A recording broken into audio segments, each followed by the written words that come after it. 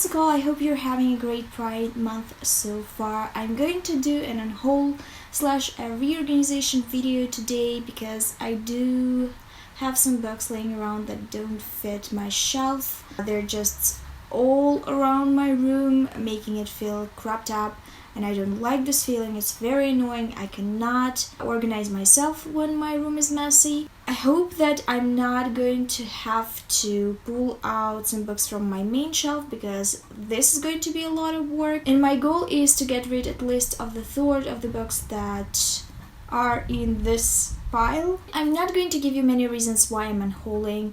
Instead, I'm going to talk about some queer trends in publishing, some gay bookish things, authors I like, some of the 2019 queries that I really enjoyed. Today is very hot, so excuse my moist appearance. It also rains occasionally, which I'm very happy about because it lowers the temperature.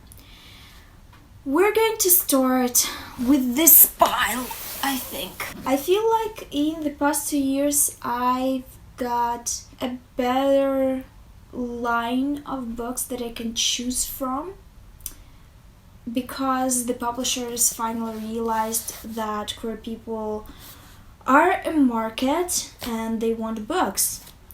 I am not a big literary fiction fan. I read a bit of literary fiction, but I don't always enjoy it.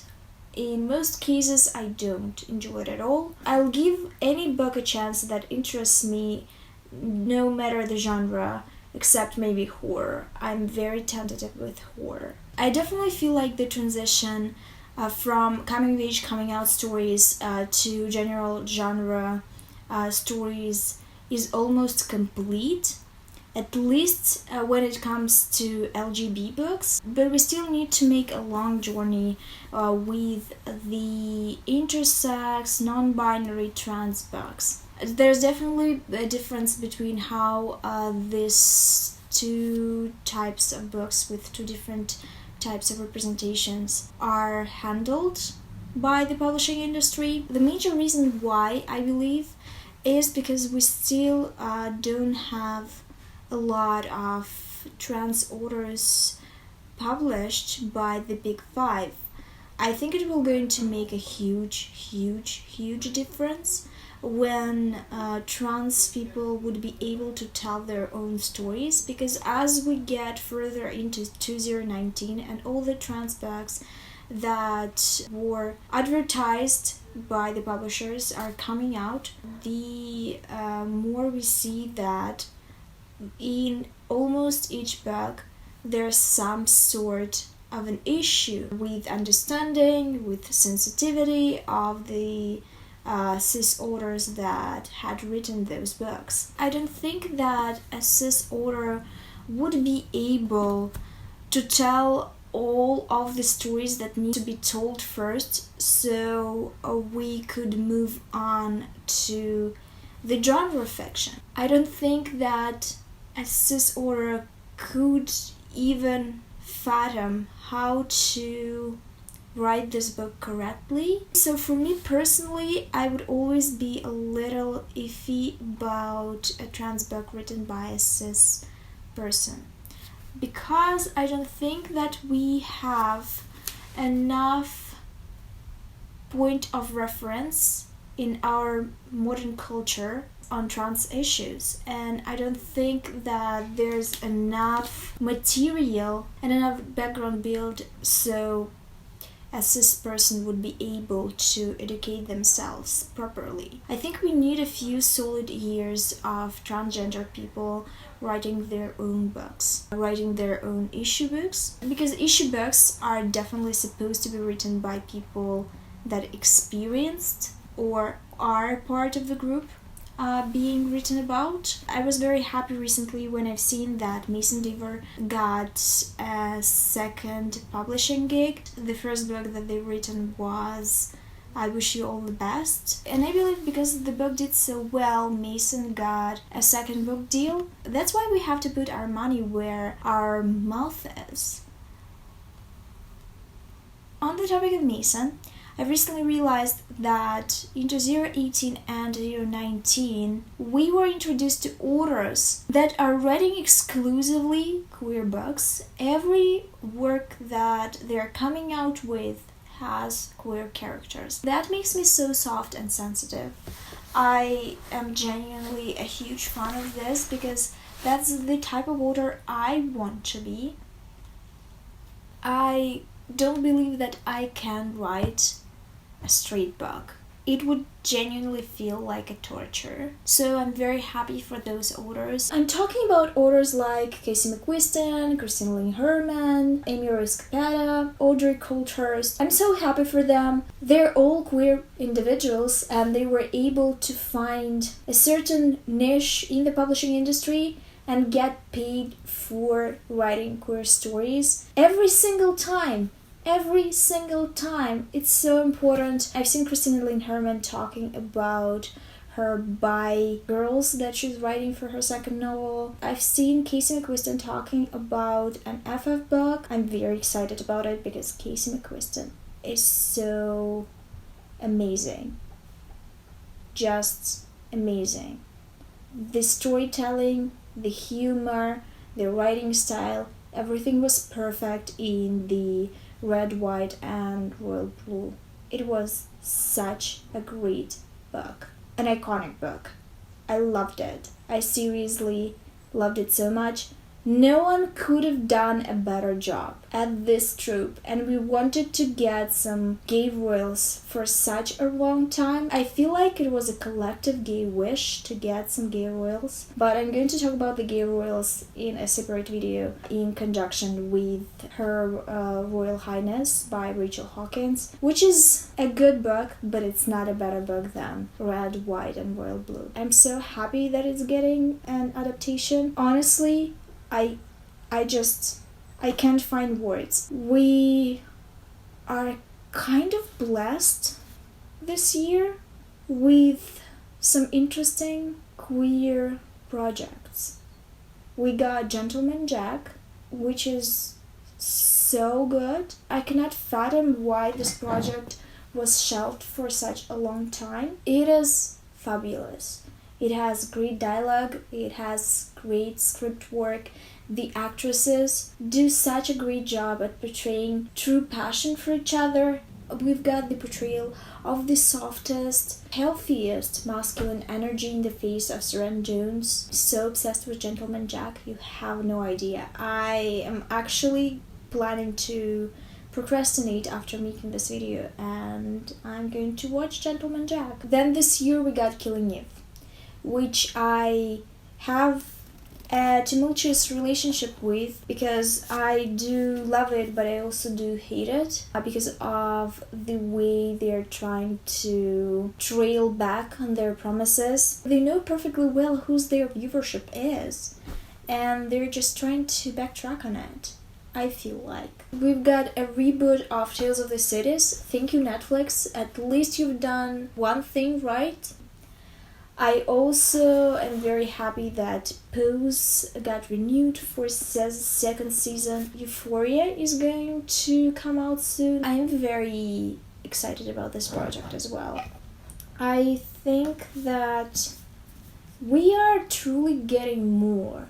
We're also are losing some of the projects. The cancellation of One Day at a Time is very, very hard loss for me because I love this show so much. It had a wonderful non-binary character within a relationship with a lesbian character and they did so good with this storyline. It also stars amazing actors and actresses that I really love.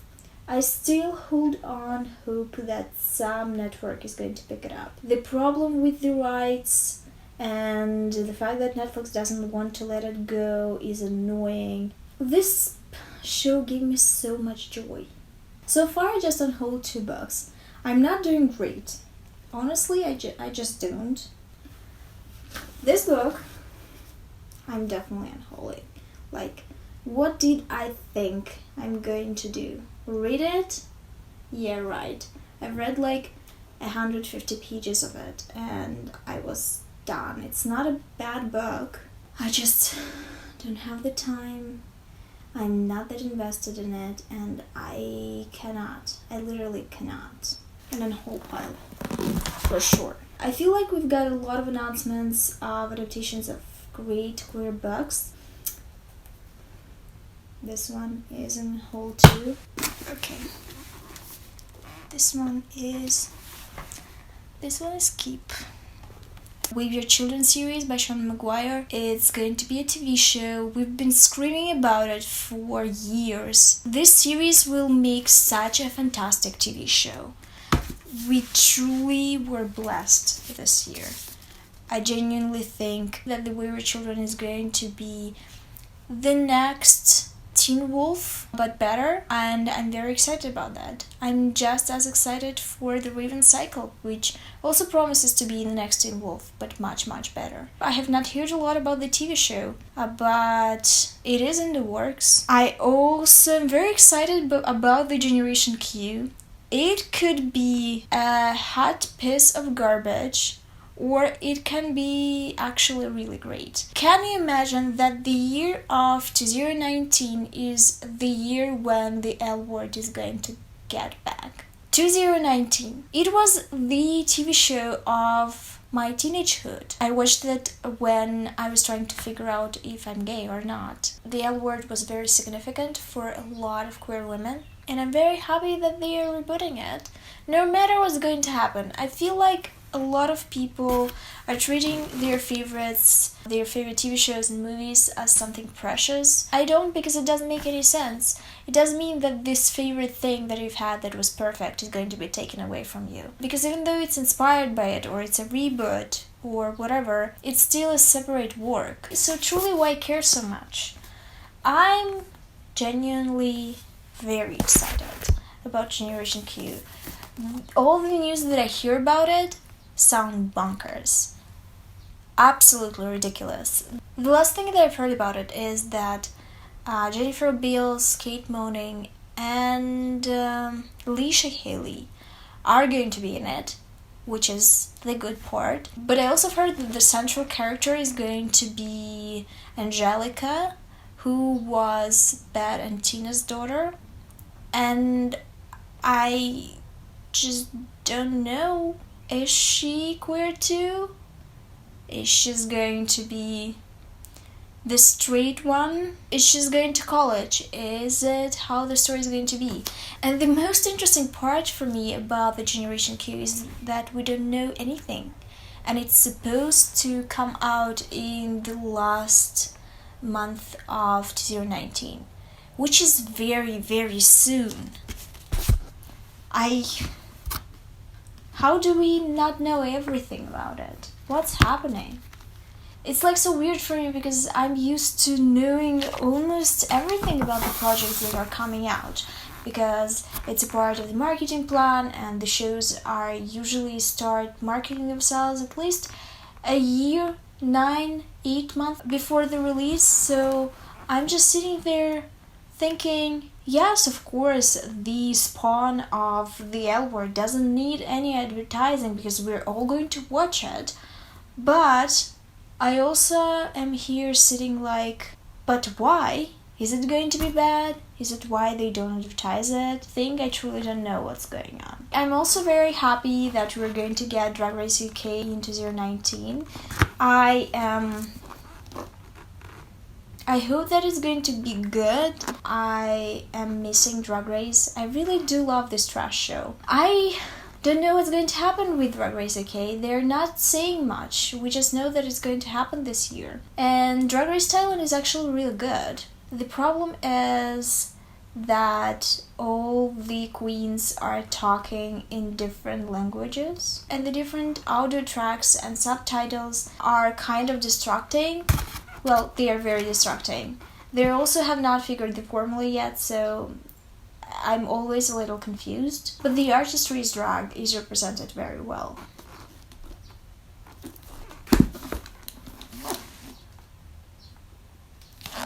of this June, I'm also very happy about all the celebrities that came out. June always delivers on that. Eugene Liang came out. I was very happy for him. He seemed to be very tortured about it. Good for him. This other YouTuber who I don't know very well, Dan, who was a part of Dan and Phil creative duo, also came out.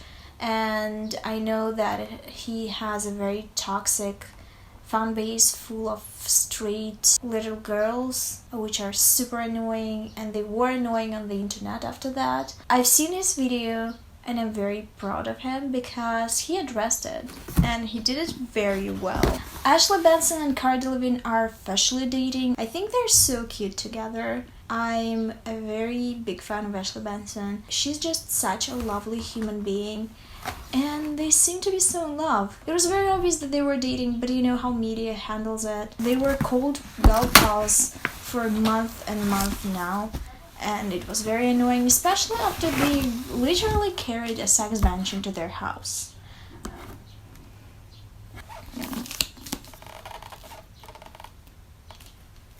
Do we really need to discuss if people are in relationship when they're literally kissing each other on the cheek and being very affectionate around each other and being everywhere together constantly and carrying sex benches into their houses? Let's count how many books I unhauled. So, 1, 2, 3, 4, 5, 6, 7, 8, 9. 9 books. It's a really good result.